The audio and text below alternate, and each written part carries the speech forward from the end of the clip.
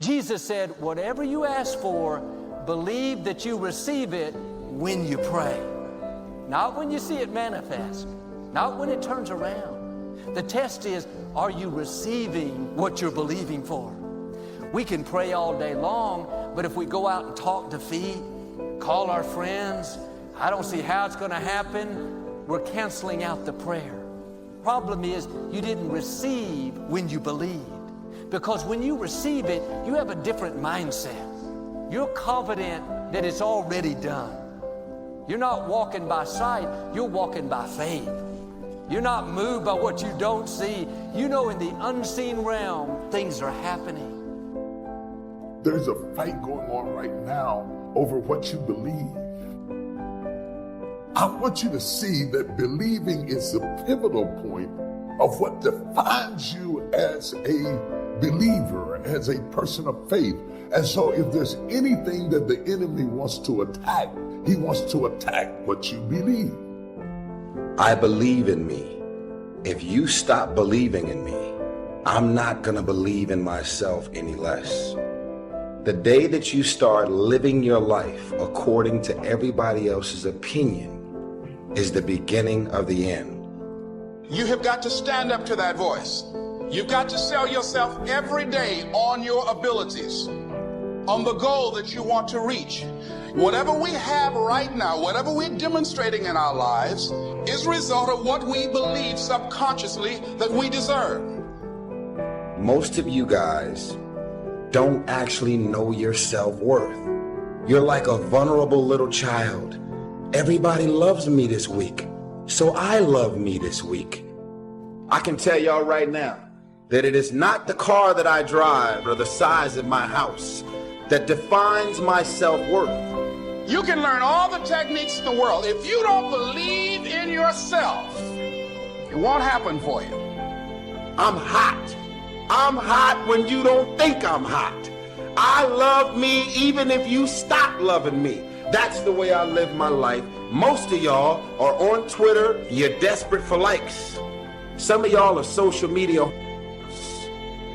Feed my ego. Feed. Like me. Love yourself. Believe in yourself. Independent of the validation of the world. Telling yourself every day, here I go again, and I got what it takes. You can never lose faith. When you don't see no way how, you have to buckle down and keep believing. Decide that you're going to push yourself. Most people give up on themselves easily. You know the human spirit is powerful. To hold on in spite of everything, the power to endure. This is the winner's quality. You have that quality within you. You want to be as smart as you can be. Learn all you can, read all you can. That's very important. But believing is our only gateway to God. It's not making pies. Believing is our only gateway to God. The enemy comes against what you believe and what you know about God. Most of the things you're worried about that the enemy is playing with, he doesn't need. Satan doesn't need your house. Satan doesn't need your car. The devil took my car. What are you going to do with it? He doesn't need your car. He needs you worried. He needs you upset. The enemy is after your mind. Because it is with the mind that we serve the Lord, then your mind has to be healthy. The original sin is really unbelief. So the enemy doesn't try to physically move them out of the garden. He tries to move them away from what they believe. Oh, you should eat of it because if you eat, you're going to be just like God. You will know as God knows. Like God is trying to stop you from doing something because God is intimidated by you. What utter stupidity. And yet he is attacking not their bodies. He is attacking their belief system. Now he might attack your body, but he's only attacking your body to break down your belief system. God has fixed it that we all must become like children and have childlike faith and dare to believe him. Have faith like a child. Adults are too skeptical. The master teacher said, unless you can become like little children, you might as well forget it. You don't have a prayer. You got to be like children. And while knowing is important, you don't want to lean to your own understanding.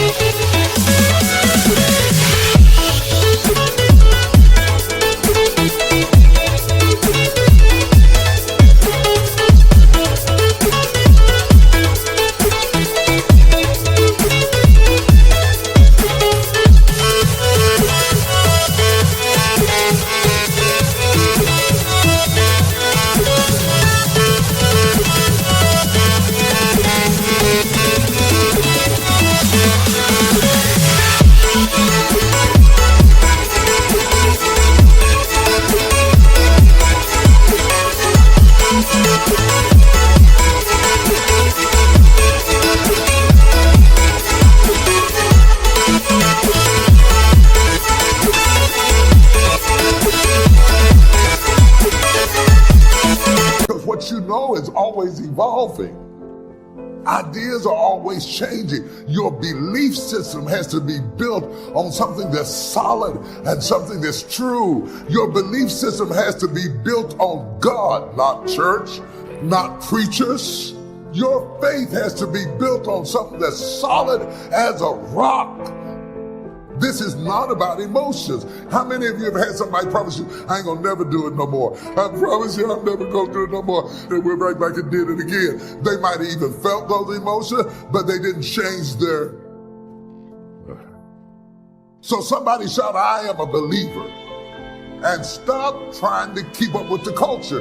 The culture will send you to hell. I'm not trying to be relevant to the culture. I'm trying to be relevant to the kingdom.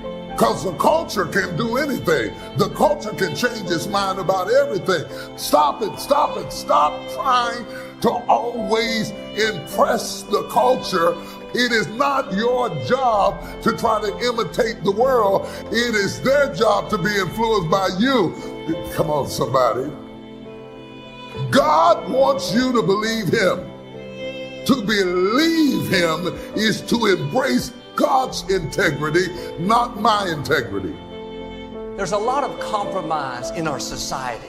People that think nothing about being dishonest, not keeping their word. They wonder why they can't get ahead. It's because they don't have integrity.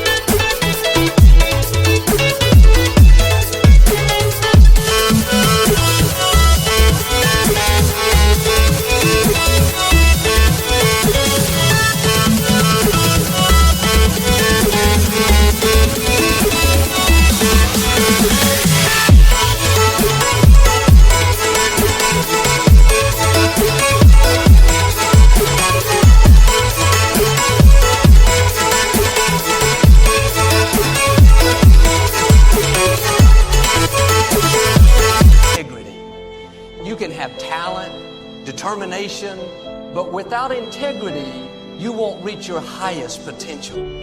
When you have integrity, you don't take supplies from the office to bring home to use. You don't spend half the day making personal phone calls at the office. If you'll do the right thing, God will make it up to you. Many things we face are simply tests. God is seeing, are we ready to go higher? Do you call in sick to work so you can take the day off and go shopping? Don't be surprised if you can't find anything at the store, traffic's backed up. Maybe it's because there's no blessing on it. Don't complain when your child doesn't tell the truth. We're leading by example.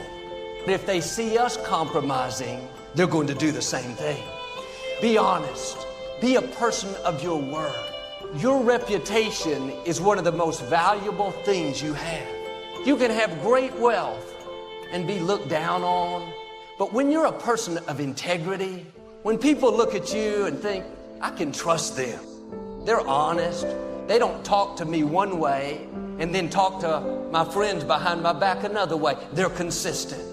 When you stay on the high road, that will take you much further than being dishonest, trying to gain an unfair advantage. You may gain with people, but what if you lose with God? He's the one that can open the windows of heaven and pour out blessings that you can't contain.